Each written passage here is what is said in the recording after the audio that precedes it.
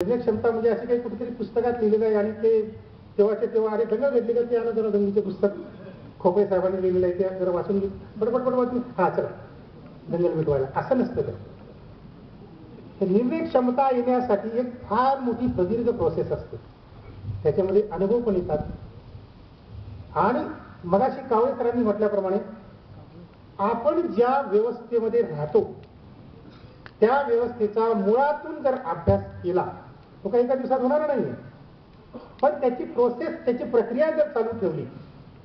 या व्यवस्थेची आपण कुठल्या व्यवस्थेत राहतो त्याची जर या समाज व्यवस्थेचा अभ्यास केला तर त्याच्यातले पाळंमुळे आपल्याला समजतात दोन गटांमध्ये काय नेमके मतभेद आहेत ते समजतात दोन धर्मांमध्ये काय मतभेद आहेत गैरसमज आहेत ते समजतात आणि त्याच्यातून मग त्या अभ्यासातून आपली निर्णय प्रक्रिया वाढते नाही तर नेहमी वर्तमानपत्रामध्ये आम्ही बातमी वाचत असतो की दोन गटांमध्ये हाणामारी झाली आणि तिथं खाली कारण दिलेलं असतं की एका कुटुंबाकडच्या एका लहान मुलाने बाजूच्या कुटुंबाच्या अंगणामध्ये काहीतरी घाण फेकली आणि त्याच्यातून तणाव निर्माण झाला त्याच्यातून दंगल निर्माण झाली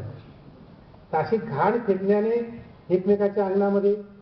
त्याच्याने दंगल कधी उसळत नाही त्याच्याने कधी दोन गटांमध्ये मारामाऱ्या होत नाही त्याची मूळ कारणं फार वेगळी असतात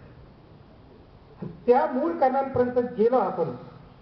तर आपली बरीच डोकेदुखी कमी होऊन जाते मगाशी मी तर चव्हाण साहेबांनी विचारलं की एवढं मोठं आपलं अकादमी आहे आधी फक्त ट्रेनिंग सेंटर होतं नंतर अकादमी झालं अकादमी नावावर मला असं वाटतं की इथं काहीतरी रिसर्च साहेब म्हणाले नाही इथं रिसर्चचं काम नाही होत इथं रिसर्च सेंटर सुद्धा निर्माण झालं पाहिजे आता रिसर्च सेंटर म्हणजे काय कोणीतरी दोन विद्यापीठे प्राध्यापक बोलवायचे ते पुस्तकं वाचतील ते काहीतरी शोध निबंध लिखतील आणि मग तुम्हाला वाचायला देतील असं नाहीये रिसर्च सेंटरचा अर्थ फार वेगवेगळा होता